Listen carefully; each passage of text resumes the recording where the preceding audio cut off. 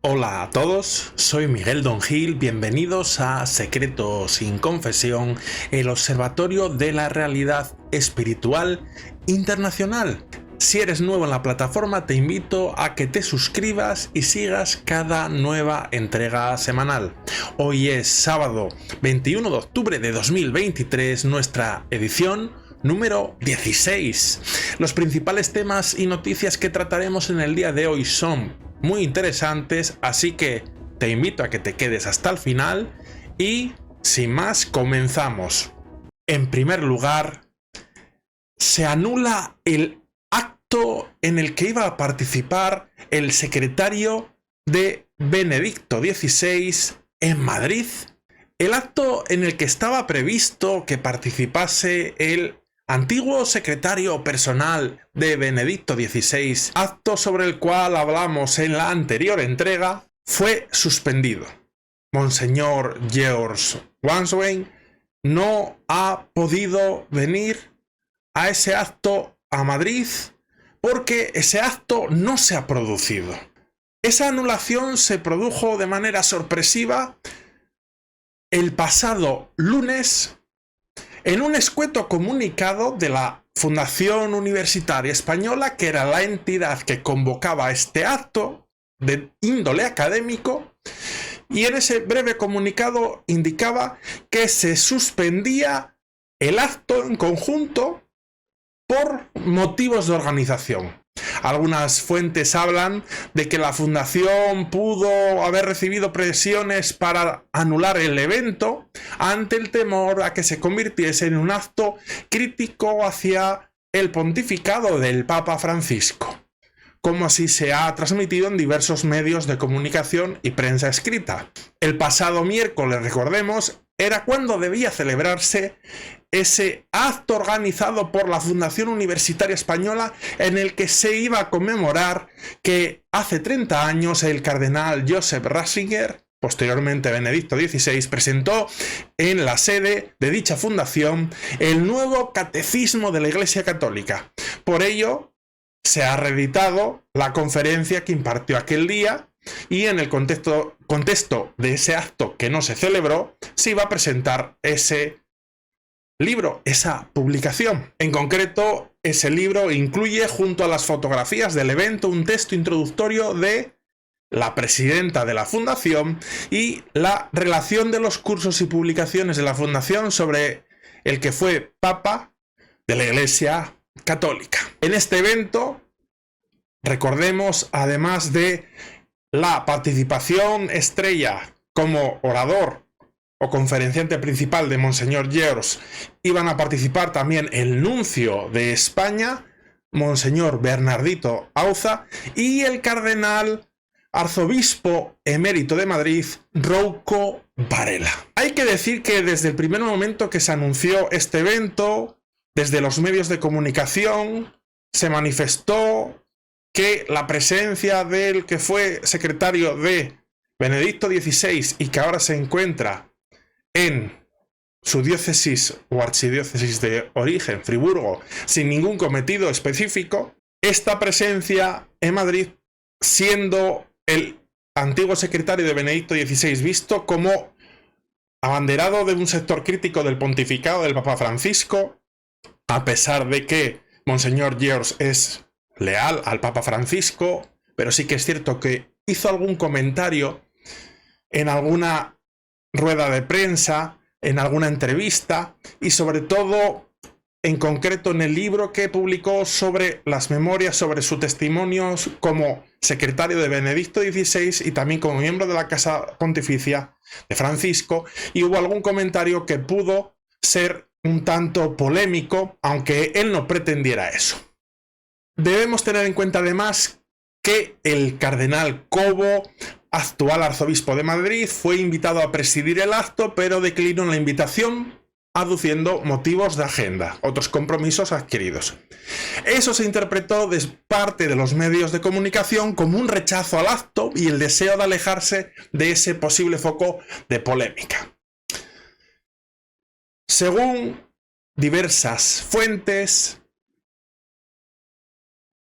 que se han publicado en varios medios de comunicación, la Fundación Universitaria Española, que es la entidad convocante, habría sufrido presiones para desconvocar el acto. Por otro lado, esa campaña o presión mediática respecto al motivo por el cual se celebraba ese acto académico, si era un acto académico sin más o si tenía como motivo tras bambalinas el hacer una crítica al pontificado de Francisco, pues tras toda esta polémica, vía nunciatura apostólica, según algunas fuentes, como se publica en los medios de comunicación, habrían mandado algún aviso desde la Santa Sede para que se paralizase y se suspendiese el acto. Sea como fuere, hay que afirmar que la Fundación manifiesta que no ha recibido ningún tipo de presión externa y que ha sido por motivos de organización. Todo lo que se salga de aquí pues entra un poco en el terreno de la especulación. Lo cierto es que esta visita de Monseñor George era muy esperada por muchos católicos que admiran el legado de Benedicto XVI y al final no se ha producido. No se puede saber realmente si hubo esas presiones que se aducen o si simplemente fue motivos de organización, pero lo cierto es que, bueno, existe este debate y esta, vamos a decir, polémica de la cual me hago eco. En segundo lugar, el prelado del Opus Dei envía una carta a los miembros de la obra. El prelado del Opus Dei, hoy, sábado 21 de octubre de 2023, ha hecho pública una carta en la cual pide oraciones por el sínodo de los obispos y reflexiona sobre algunos temas de interés sobre la realidad de la Iglesia y del propio Opus Dei. Voy a leer fragmentos que me parecen interesantes de esta carta para hacer hincapié en ellos. Comienza: queridísimos, que Jesús me guarde a mis hijas y a mis hijos. La celebración del Sínodo de los Obispos está siendo, como es lógico, motivo de diversas noticias y comentarios en algunos medios de comunicación. Es decir, el prelado del Opus Dei, Monseñor Ocariz, está manifestando que sobre el sínodo pues hay cierta polémica, cierto debate, cierta, como es lógico, pues reflexión de parte de los medios de comunicación y diversos grupos que están interesados en el mismo. Continúa, además de la oración por este evento eclesial, a la que ya os invité en mi anterior mensaje, ahora deseo proponeros brevemente que meditemos sobre unos pocos aspectos de la realidad divino-humana de la Iglesia. Antes de otras consideraciones, deseo comenzar recordando con palabras de nuestro Padre que la Iglesia es eso, Cristo presente entre nosotros. Continúa Monseñor Ocariz: Dios que viene hacia la humanidad para salvarla, llamándonos con su revelación, santificándonos con su gracia, sosteniéndonos con su ayuda constante en los pequeños y en los grandes combates de la vida diaria. Ante esta identidad de Cristo con la Iglesia, se entiende la conocida y fuerte afirmación de San Cipriano: nadie puede tener a Dios por padre si no tiene a la Iglesia por madre. Y continúa: la Iglesia es Cristo y también lo somos los hombres y mujeres incorporados a Cristo por el bautismo. Y en este elemento humano, junto a tanta santidad, se hacen presentes también muchas manifestaciones de debilidad humana. Debilidad propia y de los demás, dice Monseñor Ocariz, que no ha de restar fuerza a nuestra fe al profesar unam sanctam catholicam et apostolicam ecclesiam. Nuestro amor a la obra va unido necesariamente a nuestro amor a la Iglesia. Nuestro Padre, con sentido católico universal, nos dice: hijos míos, no podemos mirar solo a la obra, miramos primero y siempre a la Iglesia Santa. Hace un llamado, por tanto, Monseñor Ocariz, a mirar por el interés universal de la Iglesia desde el carisma del Opus Dei. Continúa, San Agustín decía que la Iglesia es el mundo reconciliado, es decir, se desarrolla reconciliando el mundo con Dios. Esa es la gran misión apostólica de todos en la Iglesia, en maravillosa unidad, en la diversidad. Más adelante, ya para concluir, destaca un evento o hecho importante en lo que es el proceso de reestructuración del Opus Dei que hemos venido comentando en anteriores entregas y que están los vídeos y podcasts para ver y escuchar. Indica: y no dejéis de rezar también por el estudio actual sobre los estatutos de la obra, como os pedí en el mensaje del pasado mes de septiembre. Con cariño os bendice vuestro padre, Fernando Cariz. Este es el comunicado carta que ha enviado y que se ha hecho público, como informo, en el día de hoy. Y en tercer lugar, nueva exhortación apostólica del Papa Francisco ha sido publicada. El pasado domingo, el Papa Francisco publicó la exhortación apostólica sobre la confianza en el amor misericordioso de Dios con motivo del 150 aniversario del nacimiento de Santa Teresa del Niño Jesús y de la Santa Faz, reconociendo el tesoro espiritual de su caminito espiritual, el camino espiritual desarrollado por la Santa. Es la confianza la que nos permite poner en las manos de Dios lo que solo Él puede hacer. Cito textualmente. Hay que destacar que en el 2023 se han conmemorado dos fechas importantes de Santa Teresa del Niño Jesús. El 2 de enero fue el 150 aniversario del nacimiento de la Santa y el 23 de abril el centenario de su beatificación.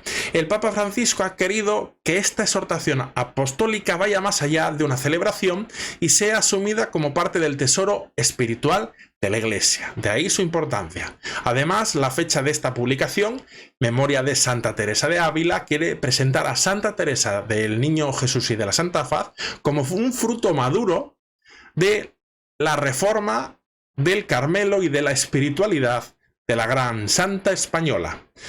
Hay que decir que esta exhortación apostólica tiene 4 capítulos titulados: el primero, Jesús para los demás; el segundo, el caminito de la confianza y del amor; el tercero, seré el amor; y el cuarto, en el corazón del Evangelio. Consta en total de 53 parágrafos donde el Papa presenta la vida y la experiencia espiritual de la santa francesa del Carmelo de Lisieux.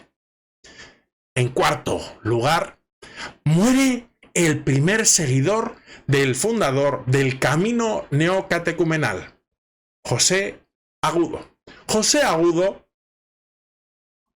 y Rosario Romero conocieron a Kiko Argüello y a Carmen Hernández en las barracas de Palomeras Altas de Madrid.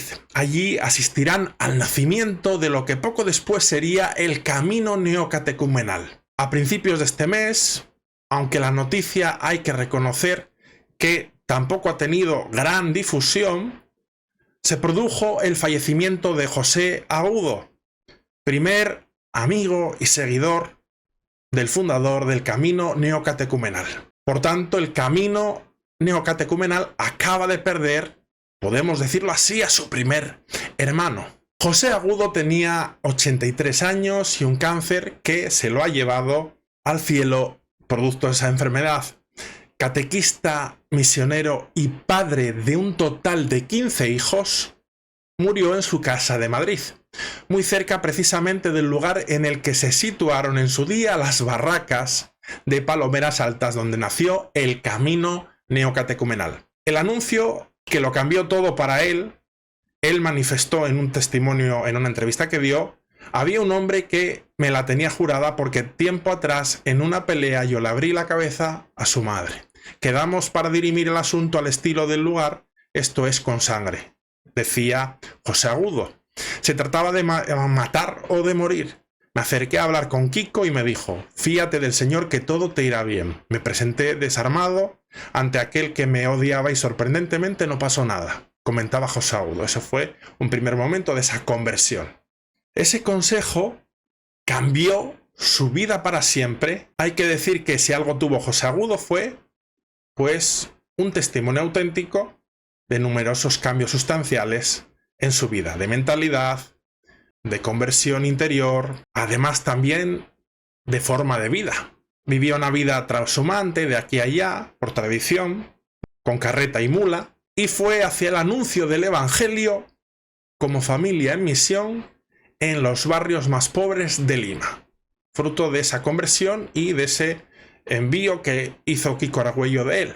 José y Kiko Argüello tuvieron siempre una gran cercanía y un aprecio mutuo. Era un hombre curtido, austero. A José Agudo se le podía ver en los encuentros que convocaba Kiko Argüello y Carmen Hernández, fumando tabaco de liar y siempre discreto en un segundo plano. José Agudo, como hemos dicho, tuvo 15 hijos, 2 de ellos fueron adoptados en el Perú y fue abuelo de un montón de nietos.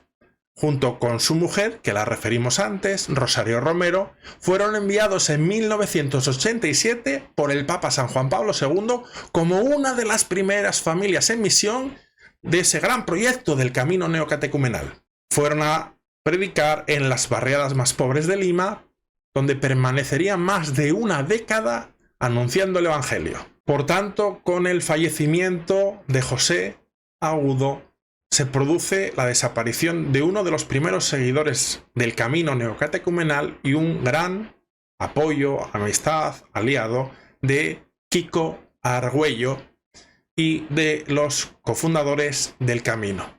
Y en último lugar, el sínodo parece manifestarse en contra del sacerdocio femenino. Una seglar recibió una ovación o un aplauso en el sínodo en una de las sesiones al criticar que se aborde la ordenación de las mujeres, según han informado diversas fuentes, como algo que sea muy importante. Esta seglar recibió un fuerte aplauso el pasado lunes en el sínodo sobre la sinodalidad por un discurso en el que calificó la presión de algunos miembros a favor de la ordenación de mujeres como un intento de clericalizar a los seglares. En respuesta a varios informes de pequeños grupos que pedían la ordenación de mujeres, no solo para el diaconado, sino en algunos casos también para el sacerdocio, el discurso de la mañana del 16 de octubre de la laica en la asamblea también argumentó que centrarse en la ordenación de mujeres es una distracción de lo que las mujeres de la Iglesia quieren y necesitan, según manifiestan las fuentes. La intervención también influyó en los debates posteriores de esa jornada, según un miembro del sínodo. Varios participantes a los que se había asignado el tema específico del papel de la mujer en la Iglesia comentaron que el discurso de aquella tuvo un impacto en la discusión, en el debate de ese pequeño grupo de trabajo. Esos miembros habían sido asignados para abordar específicamente una pregunta: ¿es posible prever la inclusión de las mujeres en el diaconado y de qué manera? Y terminaron sus informes de mesa por la tarde.